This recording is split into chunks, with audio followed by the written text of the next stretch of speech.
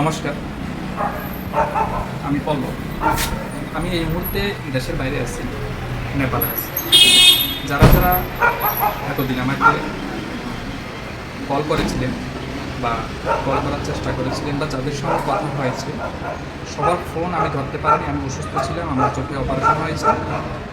Rubber গাছের জন্য প্রয়োজনীয় জৈব সার এবং ড্রাই রাবার গাছের ট্রিটমেন্ট করার জন্য যারা যারা আমাকে ফোন করেছিলেন তাদের সবাইকে অসংখ্য ধন্যবাদ। এবং আমি এতটুকু বলছি যে আমি সবাইকে এই মাসের মধ্যে ডেলিভারি দিয়ে দেব, সঙ্গে থাকবেন।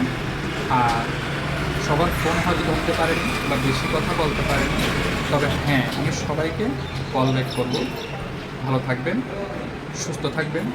এবং এখনও বলছি, যারা যারা এখনও ট্রিটমেন্ট করেননি শুকনো রাবার চ্যানেলে বা জৈব সার দেননি এখনও নিজের বাগানে, অবশ্যই অবশ্যই এবং অবশ্যই কাজটা করে ফেলুন। সামনে বর্ষা আসছে, তো বর্ষার আগে যদি আপনারা করতে পারেন তাহলে কিন্তু আপনাদের নিজেরই উপকার হবে।